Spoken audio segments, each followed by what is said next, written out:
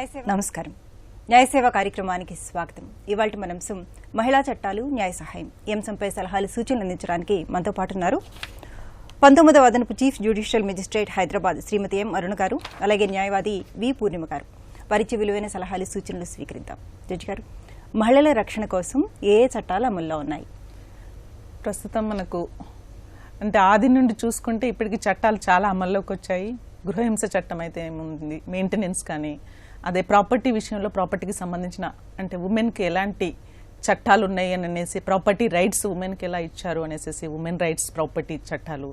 అలానే ఒక గృహహింస చట్టము ఇప్పుడు కొత్తగా వచ్చింది, 2005లో వచ్చిన గృహహింస చట్టం ఉంది. మెయింటెనెన్స్ కింద మనం 125 CRPC కింద మెయింటెనెన్స్ వేయొచ్చు. మళ్ళీ Hindu marriage act, Hindu maintenance, Hindu adoption and maintenance act, చాలా మన మహిళల కోసం చట్టాలు వచ్చినాయి. ఆ చట్టాలను మనం ఇంప్లిమెంట్ చేయడానికి న్యాయస్థానాలు చాలా కృషి చేస్తున్నాయండి.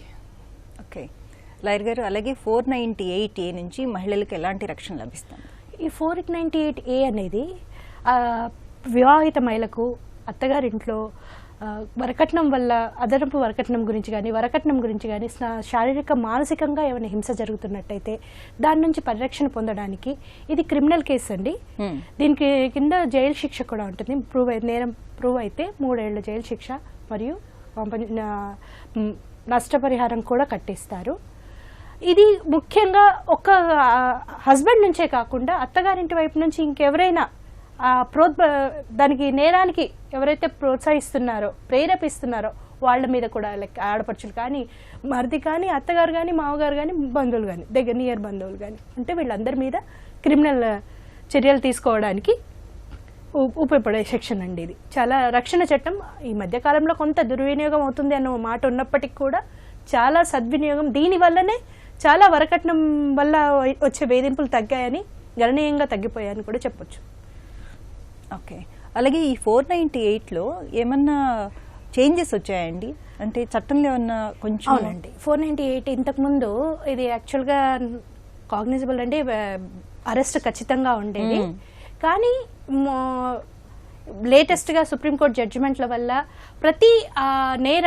ప్రతి ఫిర్యాదుని నేరంగా భావించి ఇమ్మీడియట్గా అరెస్ట్ చేయకుండా విచారణ జరగాలని స్టేషన్ బెయిల్స్ అని ఇవ్వడం జరుగుతుందండి. ఇప్పుడు చెప్పండి. అంటే 498A అనేది మిస్యూజ్ అవుతుంది అనేసి చాలా మంది ఏదైతే మెన్ ఉన్నారో దాన్ని అపోజ్ చేశారు. దాంట్లో ఏంటంటే 498A ఆడపడుచుల మీద ఎక్కడో ఉన్న అత్తామామలు, ఆడపడుచులు ఎక్కడో దూరంగా ఉన్న, అసలు వాళ్ళకు ఏ సంబంధం లేకపోయినా జస్ట్ రిలేటివ్స్ అయితే చాలు, వాళ్ళ మీద కేసెస్ పెట్టేసేసి జైల్లో తోసేస్తున్నారు. అన్యాయం జరుగుతుందనే ఉద్దేశంతో దాన్ని అపోజ్ చేస్తే దానికి గాను అర్నేష్ కుమార్ జడ్జిమెంట్ అనేసి రీసెంట్ గా ఇచ్చారండి 2014లో. దానికి Arnesh Kumar versus Bihar, state of Bihar, దాంట్లో కొన్ని గైడ్ లైన్స్ ఇచ్చారు. అంటే అరెస్ట్ చేయడానికి రీజన్స్ చూపించాలా, తను అబ్స్కాండ్ అయి వెళ్ళిపోతున్నాడు, ఉండట్లేదు, అతను ఇన్వెస్టిగేషన్ కు కోఆపరేట్ చేయట్లేదు, మళ్ళీ ఫర్దర్ అఫెన్స్ కమిట్ చేసే అవకాశం ఉంది అని అనుకున్నప్పుడు మాత్రమే పోలీసులు సాటిస్ఫై అయితే అప్పుడు అరెస్ట్ చేసి ప్రొడ్యూస్ చేయొచ్చు. అదర్వైజ్ అతను లోకల్ పర్సన్ అయి ఉండి అతను అరెస్ట్ ఎప్పుడైతే ఇన్వెస్టిగేషన్ కు కోఆపరేట్ చేస్తూ ఉంటే అసలు అరెస్ట్ చేయాల్సిన అవసరం లేదు అనేసి కొన్ని గైడ్ లైన్స్ పాస్ చేశారు. ఆ గైడ్ లైన్స్ ని పోలీసులు ఫాలో అవ్వాలి. ఒకవేళ పోలీస్ వాళ్ళు ఫాలో అవ్వని పక్షంలో వాళ్ళ మీద కూడా చర్య తీసుకునే అవకాశం ఉందండి. అంటే 498 అనేది ఒక వెపన్ గా కాకుండా, కక్షపూరిత చర్యగా కాకుండా ప్రొటెక్షన్ గా మాత్రం వాడుకోవాలని గైడ్ లైన్స్. ఓకే, ఒక కాల్ తీసుకుందాం అండి. ఖమ్మం నుంచి నారాయణ గారు. హలో, నమస్తే అండి, చెప్పండి. మాది ఇప్పుడు ఒక కుటుంబ సమస్య లాగా మేడం. అంటే మా నాన్నగారు చనిపోయారండి, 1 year అవుతుంది. ఓకే. అయితే మా అమ్మగారిని నేను ఒక్కనే చూసుకుంటున్నాను మేడం. మా తల్లిదండ్రులకి 3 సంతానం మేడం. అయితే అన్నయ్యకి మ్యారేజ్ అయింది, చెల్లికి మ్యారేజ్ అయింది. అన్నయ్య వేరేగా ఉంటున్నారు, మా అన్నయ్య ఏం పట్టించుకోవట్లేదు మేడం. అయితే మేడం ఇప్పుడు నాకు 1 ఎకరం పొలం ఉందండి, దాంట్లో ఇద్దరికి చేసాగా ఉంది, అన్నయ్యకి నాకు. అంటే ప్రజెంట్ మా అమ్మని నేను ఒక్కనే చూసుకుంటున్నాను మేడం. అతను నాకు ప్రాబ్లం చేసి మా అందరికి ప్రాబ్లం చేస్తాను. ఇప్పుడు 1 ఎకరం పొలంలో మేము ఇంతవరకు డివైడ్ చేసుకోలేదండి. 1 ఎకరం పొలం ఉంది, దాంట్లో మేము 2008లో బోర్ వేపించాం మేడం. అయితే అప్పుడు మాకు 3 ఫేజ్ కరెంట్ అందుబాటులో లేకపోతే సింగిల్ ఫేజ్ మోటార్ వేయించుకొని అట్లా చేసాము. తర్వాత 2018లో మాకు 3 ఫేజ్ కరెంట్ అవైలబిలిటీ ఉన్నప్పుడు 3 ఫేజ్ కనెక్షన్ తీసుకోవటం. మీ అమ్మగారి వయసు ఎంత అండి? మా అమ్మగారు 77 మేడం. ఓకే, ఇప్పుడు ఏంటి మీ అమ్మగారిని మీ అన్నయ్య చూసుకొని ఉంటున్నారు అంతేనా? లేదండి, నన్ను మా అమ్మగారిని ఇబ్బంది పెడతానండి. ఇప్పుడు బోర్ మేము ఎప్పుడో మీకు పెళ్ళయిందండి? బోర్ సంగతి వదిలేసేయండి, మీకు పెళ్ళయిందా? కాలేదు మేడం. ఓకే, ఇప్పుడు ఆస్తిలో వాటా అడుగుతున్నారా ఆయన? కాదు మేడం, ఇప్పుడు నన్ను మా అమ్మని ఇప్పుడు మమ్మల్ని ఇబ్బంది పెడతానండి పొలంలో. మీ వయసు ఎంతండి? 40 మేడం. ఓకే, ఇప్పుడు ఏం అయితే మేడం నేను మీ అమ్మగారిని చూసుకోవట్లేదు అంతే కదండి? మిమ్మల్ని చూసుకోవాల్సిన అవసరం లేదు, 40 years అంటున్నారు కాబట్టి. దాంట్లోకి రానియకుండా ఇబ్బంది పెడతాను. దానికి కొంచెం అంటే మేము బోర్ వేయించుకునే దాంట్లో అతని పేరు మీద మోటార్ కనెక్షన్ అప్పుడు తీసుకున్నారండి. మేము ఇద్దరం కలిసి డబ్బులు కట్టి మోటార్ కనెక్షన్. ఇప్పుడు మీ అమ్మగారి సమస్య గురించి మాట్లాడండి. కరెంట్ కనెక్షన్ తీసుకున్నామండి. దాంట్లోకి మాకు నారాయణ గారు వింటున్నారా? నారాయణ గారు, మేడం మీ అమ్మగారి సమస్య గురించి మాట్లాడండి. ఇప్పుడు ఆవిడని చూసుకోవాల్సిన బాధ్యత ఇద్దరికీ ఉందండి. ఒకవేళ ఆ పొలం, ఇప్పుడు ఆ ఎకరం పొలం మీకు ఎక్కడి నుంచి వచ్చింది? వారసత్వం కింద మా తాతగారు మా ఇద్దరికి అన్నదమ్ములు. ఓకే, పూర్ణిమ గారు, ఇప్పుడు మీకు కావాల్సింది మీ అమ్మగారిని మీ అన్నయ్య చూసుకోవడం అంతే కదండి? మేడం ఇప్పుడు నన్ను దాంట్లోకి రానియకుండా మోటార్ అది వేరే అండి, అది వేరు, అది వేరు. ఉమ్మడిది మేడం. ఇప్పుడు మా కుటుంబంలో మా అమ్మగారు యాక్చువల్ గా మా అమ్మగారు పుట్టింటి ఆస్తి అమ్ముకొని వచ్చి మాకు బోర్ వేయించింది మేడం అప్పట్లో. ఒకటి మేడం నేను చెప్పాను, కలపండి.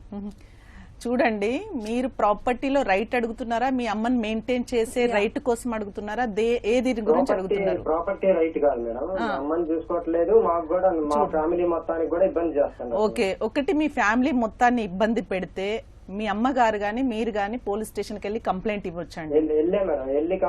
వినండి, నేను పూర్తి కంప్లీట్ చేశాక చెప్తాను. కుటుంబాన్ని కొన్ని సమస్యలు ఉండటం వల్ల నారాయణ గారు వినండి, వినండి.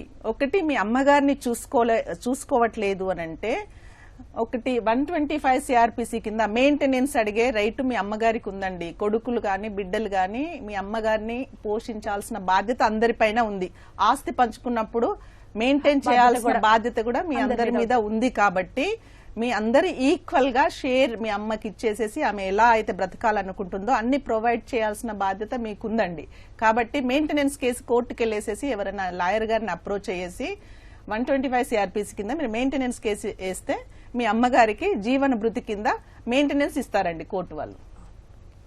ప్రాపర్టీ విషయానికి వస్తే ప్రాపర్టీ రైట్ అనేది అది యాన్సిస్టల్ ప్రాపర్టీయా, సెల్ఫ్ అక్వైర్ ప్రాపర్టీసా, జాయింట్ ఫ్యామిలీ ప్రాపర్టీసా అనేది పుట్టింటి నుంచి వచ్చిందని చెప్తున్నారు. పుట్టింటి నుంచి వచ్చిన దాన్ని అమ్మేసి బోర్ చేశారట, బోర్ కొన్నారట. అది ప్రాపర్టీకి సంబంధించిన రిలేటెడ్ ఇష్యూ అయితే దాన్ని పట్టి ఉంటుందండి. దాని అంటే చూసుకోవాల్సిన బాధ్యత మాత్రం అందరి మీద ఉంటుంది. అందరి పిల్లలు ఈక్వల్ గా ప్రాపర్టీ ఇచ్చినా ఇవ్వకపోయినా పిల్లలందరూ పోషించాల్సిన బాధ్యత ఉంది. కాబట్టి మీరు కోర్టును అప్రోచ్ చేసేసి వేసుకోవచ్చు. ఓకే, మరి కాల్ తీసుకుందాం అండి. హలో నిర్మల్ గారు, నమస్తే అండి, చెప్పండి. మరి నాకు 53 సంవత్సరాలండి. ఓకే అమ్మా. 2 కమల పిల్లలు, తల్లిని చూడాల్సిన బాధ్యత. కమల పిల్లలు లేట్ గా పుట్టారు. నాన్నగారు 3 సంవత్సరాల క్రితం చనిపోయారు. నాకు 2 ఎకరాల 30 సెంట్లు పొలం ఇచ్చారు. ఆ పొలంలో మనుషుల్ని తొలగి మాది మేము చేసుకుంటాము అంటే ఊళ్ళో వాళ్ళు మా మీద అదే మా పొలం చేసే వాళ్ళు గాని దాన్ని కానీ బెదిరిస్తున్నారు. మేము ఎలా ప్రొసీడ్ అవ్వాలి? మేము ఎలా ప్రొసీడ్ అవ్వాలి? మాకు న్యాయం ఎలా జరుగుతుంది? నాకు ఈ బాధ్యతలు ఉన్నాయి. మీ పిల్లలకి ఎంత వయసు అమ్మా?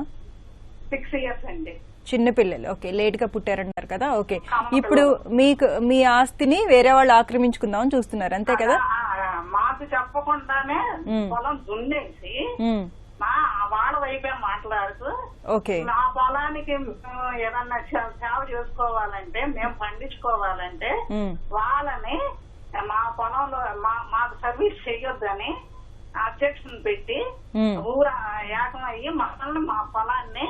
ఈ పొలం ఎవరి పేరు మీద ఉందమ్మా? ఎలా వచ్చింది అడగండి. పొలం నాన్నగారి పేరున ఉందండి. అది వీలునామా ద్వారా నాకు సంక్రమించింది. అది ఇంకా మ్యూటేషన్ అవ్వలేదు, కానీ అది మాది. మేమేం చెయ్యాలి? మీ నాన్నగారు ఉన్నారా అండి ఇప్పుడు? నాన్నగారు నాన్నగారు చనిపోయి 3 చనిపోయారు. సంవత్సరాలు, వీళ్ళ నాన్న ఓకే. రాసి 12 సంవత్సరాలు. ఓకే. ఇంకా అవ్వలేదు. ఆస్తి మాదే. సో వీళ్ళమ్మ రాసేశారు కాబట్టి ఆవిడకే చూడండి అమ్మా, ఒకటి ఏంటంటే వీలునామా రాయడానికి సెల్ఫ్ అక్వైర్డ్ ప్రాపర్టీ అయి ఉండాలి. అది విల్లు రాయాలంటే వీళ్ళ నాన్నగారు సెల్ఫ్ అక్వైర్డ్ ప్రాపర్టీ వేసేసి ఉండాలి, అయితేనే విల్లు అనేది వ్యాలిడ్ అవుతుంది. అది మళ్ళీ యాన్సిస్ట్రల్ ప్రాపర్టీ అయితే all legal heirs are entitle కాబట్టి ఆ పోర్షన్ ఆఫ్ ఆయన స్వార్జితంతో వచ్చిన ఆస్తి. స్వార్జితంతో వచ్చిన ఆస్తి అయినప్పుడమ్మా, మీ నాన్నగారి పేరు ఉన్నప్పుడు వేరే వాళ్ళు ఇంటర్ఫియర్ అయినప్పుడు ఇంజెక్షన్ ఆర్డర్ అనే ఒక ఉంటుందమ్మా, సూట్ వేసుకోవాలా. అంటే ఇంజెక్షన్ ఆర్డర్ తెచ్చుకోవడానికి మేము యజమానులం అండి. నేను యజమాని, వినండి. యజమానిని 4 సంవత్సరాల నుంచి ఏదో మేము మా బాధ్యతల ద్వారా అక్కడ చేయలేకపోతున్నాం. ఊరు ఆస్తి ఒక చోట ఉంది, మేము ఒక చోట ఉన్నాం. మన పెట్టుబడిదారుడును మా సర్వీస్ అదే ప్రోత్సాహం చేసేవాళ్ళు మమ్మల్ని అదే ఏదన్నా ఇప్పుడు ట్రాక్టర్ దుక్కుతున్నానండి, ట్రాక్టర్ వాడిని వెళ్ళొద్దు అదని ఇదని మమ్మల్ని హెరాస్ చేస్తున్నారు. ఇప్పుడు మేము ఎలాంటి పనులు చేయాలి, ఆ ఆశను మేము ఎలా రక్షించుకోవాలి? అదే అమ్మా నేను చెప్పేది ఏంటనంటే, ఇప్పుడు మీరు లోకల్లో లేరు కాబట్టి, వాళ్ళు లోకల్లో ఉన్నారు కాబట్టి వాళ్ళు మీ ఆస్తిని కాజేయాలనే ఉద్దేశంతోని అలా న్యూసెన్స్ క్రియేట్ చేస్తున్నారు, అంతే అంటారు కదా. సో అప్పుడు ఏం చేయాలనంటే, మీరు కోర్టుకెళ్ళి నాకు విల్లు ద్వారా ఈ ఆస్తి వచ్చింది, మా నాన్నగారి స్వార్జితము నాకు విల్లు ద్వారా వచ్చింది, మేము ఆ ఊర్లో ఉండట్లేదు, వేరే ఊర్లో ఉంటున్నాం కాబట్టి ఆ అడ్వాంటేజ్ తీసుకొని వీళ్ళు కాజేయాలనేసి చూస్తూ మాకు ఇంటర్ఫియర్ అవుతున్నారు మేము చేసుకుంటూ ఉంటే అనేసి కోర్టుకి వెళ్ళేసేసి డిక్లరేషన్ అండ్ ఇంజంక్షన్ అనే ఒక సూట్ ఉంటుందమ్మా. అది ఎక్కడికి వెళ్ళాలండి? కోర్టులో వేసుకోవాలి. డిక్లరేషన్ అంటే నేను ఓనర్ని, విల్లు ద్వారా నాకు ప్రాపర్టీ వచ్చింది, దాంట్లో వీళ్ళు ఇంటర్ఫియర్ అవుతున్నారు, ఇంజెక్షన్ ఆర్డర్ ఇవ్వండి అనేసి మీరు కోర్టుకి అప్రోచ్ అయ్యి కేసు వేస్తే మీకు ఇంటీరియం ఆర్డర్ ఇస్తారమ్మా.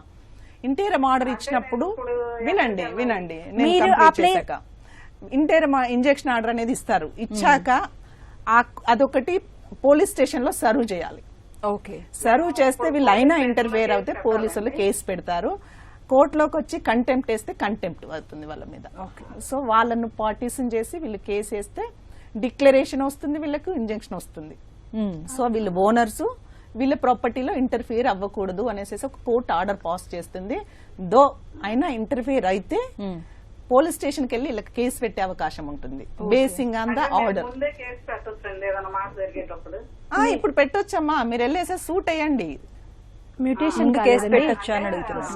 ఫస్ట్ మ్యూటేషన్ చేసుకోవాలి. మ్యూటేషన్ కాదు, మ్యూటేషన్ అవ్వకపోయినా విల్ బేస్ చేసుకొని మీరు కేసు ఇవ్వచ్చు.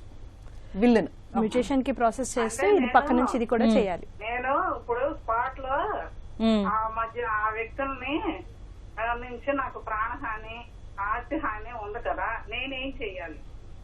పోలీస్ స్టేషన్ కి వెళ్ళాలా లేదా ఓబే చేసి ఊరుకోవాలా? చూడండి అమ్మా, ఇంకొకటి మీకు అవకాశం ఏంటంటే, పోలీస్ స్టేషన్ కి వెళ్ళినా పోలీస్ వాళ్ళు మీ కంప్లైంట్ తీసుకోకుండా జాప్యం చేసినా, కేసు రిజిస్టర్ చేసుకోకపోయినా మీరు కోర్టుకి వెళ్ళి ప్రైవేట్ కంప్లైంట్ అని ఉంటుంది.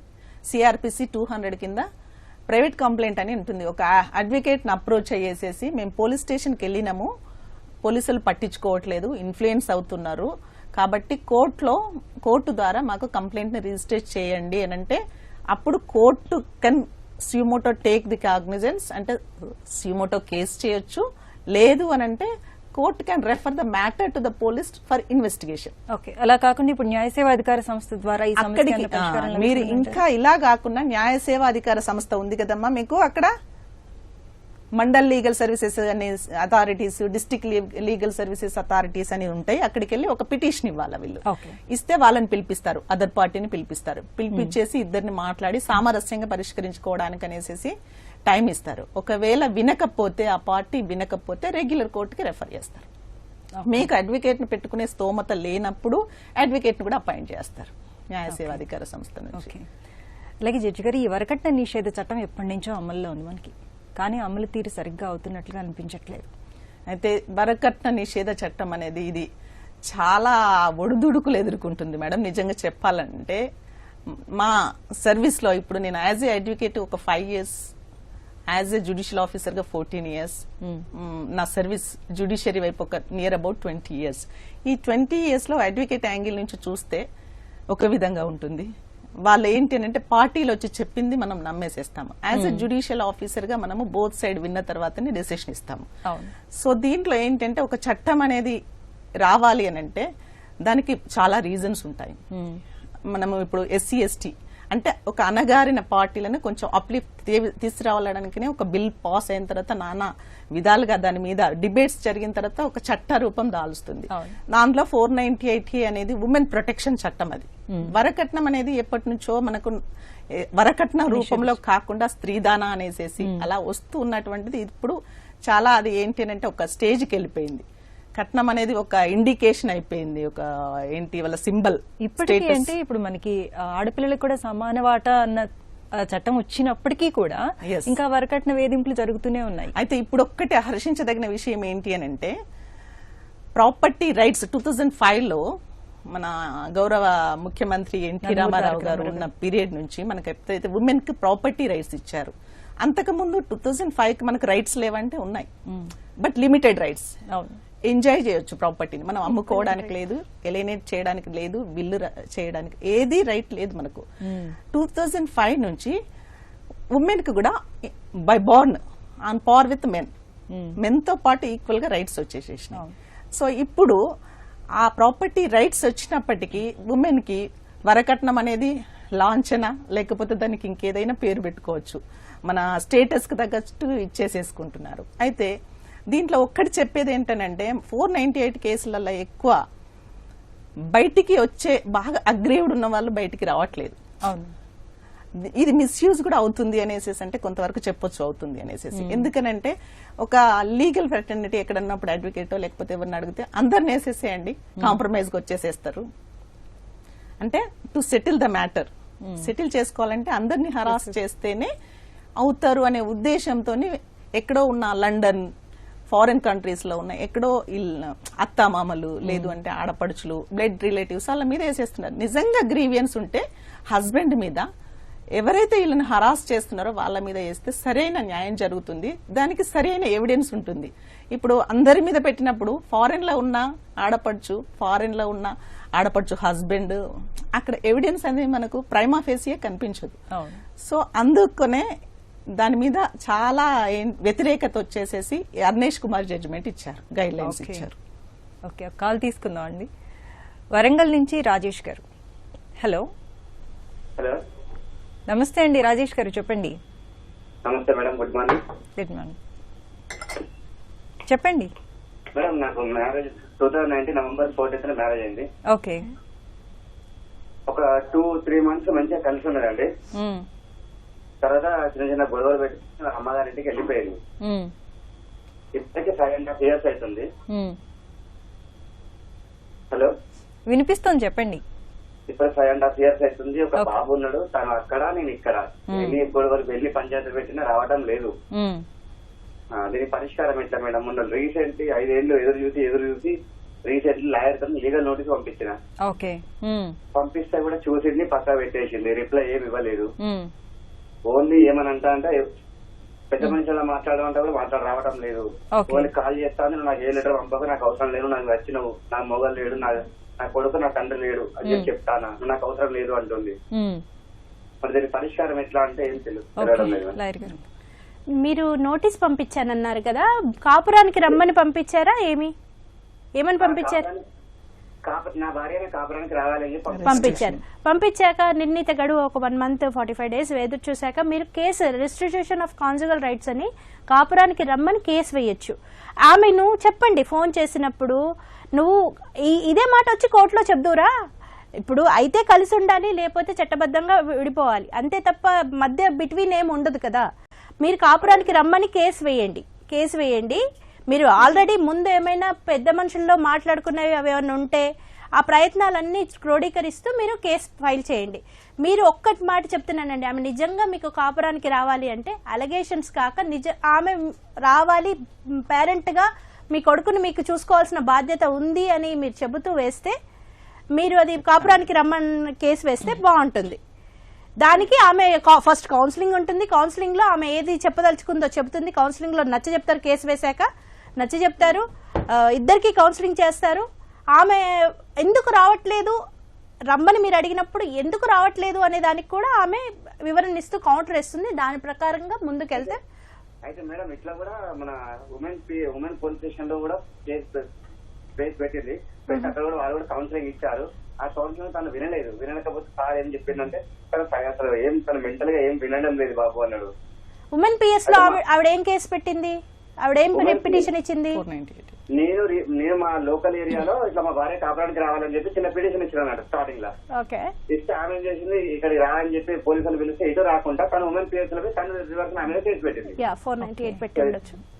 పెడితే వాళ్ళు ఏం చేసిందో నాకు కాల్ చేసి బాబు నువ్వు రావాలి బాబు మీ ఆవిడ రిమైన్ కేసు పెట్టారంటే పిటిషన్ 20 సమస్యలు కూర్చోబెట్టి మాట్లాడిండు, కౌన్సిలింగ్ ఇచ్చిండు మా ఇద్దరిని కూర్చోబెట్టి. ఆ కౌన్సిలింగ్ లో కూడా తను ఏం సార్ చెప్పినా వినలేదు. నేను అన్నిటికీ అగ్రి అయినా. ఎందుకంటే మై మదర్ వచ్చేసి పార్కిన్సన్స్ డిజీజ్, న్యూరోలో అదొక టైప్ ఆఫ్ డిజీజ్ అన్నట్టు. డాడీ వచ్చేసి ఎకనామిక్ స్ట్రోక్. అయితే ఈమె ఏమంటుందంటే నీ పేరెంట్స్ ని వదిలేసి నేను చెప్పిన కాడనే ఉండాలి, నాతోటే ఉండాలి, నీకు వచ్చే శాలరీ నాకే ఇవ్వాలి. అలాంటి అలగేషన్ తో అలాంటి ఇంటెన్షన్స్ తోనే ఏమైనా పిటిషన్స్ ఇస్తే అది ప్రైమా ఫేసి అంటే మీ మీద పిటిషన్ ఇవ్వాలంటే మీరేదైనా నేరం ఆవిడ పట్ల చేసి ఉండాలి. అప్పుడే పోలీసు వాళ్ళు కానీ కేసు కట్టడానికి ఉంటుంది. అలా లేదు కాబట్టి మీకు కౌన్సిలింగ్ ఇచ్చారు, అది అక్కడికే ఆగిపోయింది. మీరు ఇప్పుడు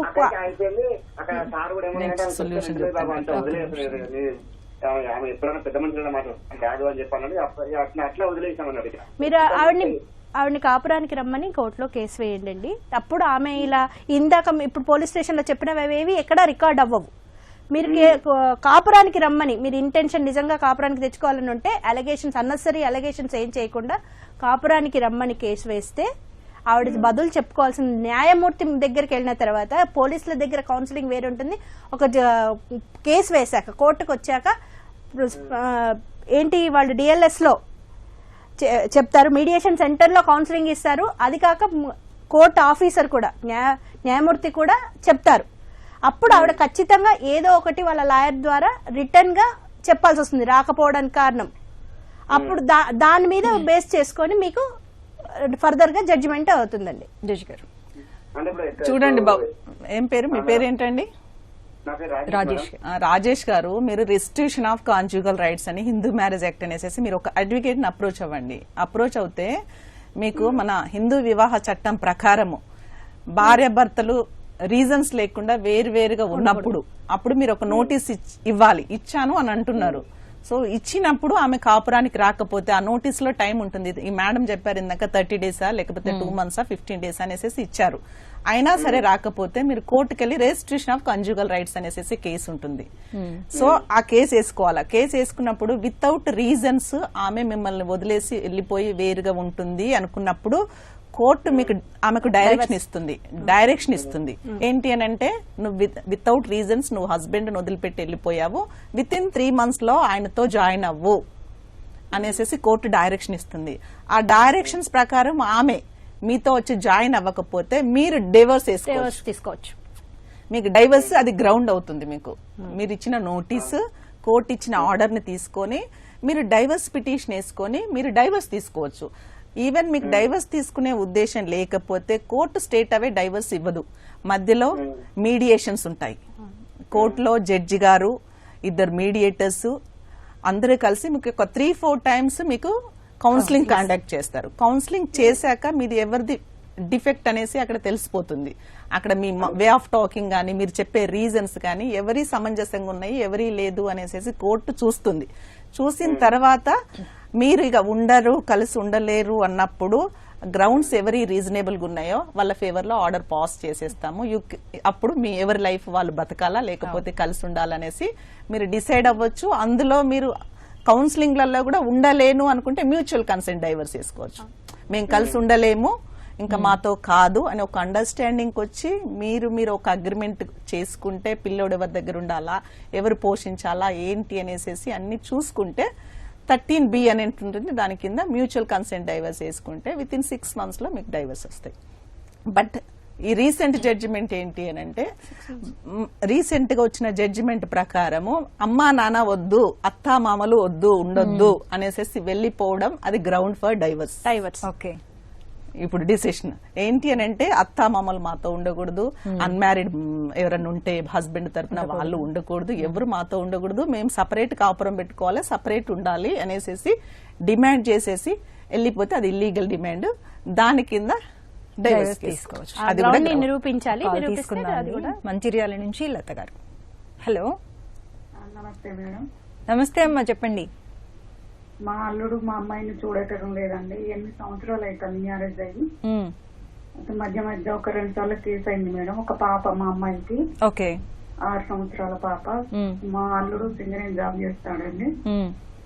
ఇక్కడ మంచిర్యాలలో ఒకసారి కేసు అయింది. ఇప్పుడు మీ అమ్మాయి ఎక్కడుందండి? మా అమ్మాయి అక్కడ అత్తారింట్లోనే ఉంది. ఓకే, అయితే నేను ఇప్పుడు 2 సార్లు కేసు అయితే నేను బాగా చూసుకుంటా అని కొట్టేపించుకున్నాడు, నమ్మించిండు. మళ్ళీ అదే ప్రకారం కొట్టుడు తిట్టుడు కట్నం గురించి బాగా ఇబ్బంది ఇంట్లో. అత్త మామ భర్త. మా అల్లునికి ఒక తమ్ముడు కూడా ఉన్నాడంటే వాళ్ళ భార్య కూడా వెళ్ళిపోయింది. ఇలాగే చిత్రహింసలు పెడితే ఆమె కూడా వెళ్ళిపోయింది తట్టుకోలేక. విడాపిస్తా అంటాను ఆమె కూడా, అమ్మాయి వాళ్ళ తోటి కోడలు.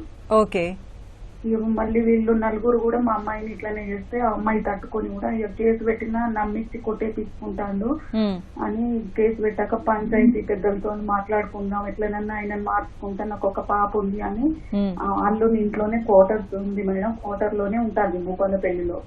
ఓకే, భూపాలపల్లిలో ఉంటే ఆయన ఏం చేస్తాడు, చాలా చిత్రహింసలు బాగా నరకం పెడతారు, వెళ్ళిపోతలేదని ఆయనే కోటర్లో మా అమ్మాయి నుంచి వాళ్ళ అమ్మ నాన్న దగ్గరికి వెళ్ళిపోయిండు వరంగల్ కు.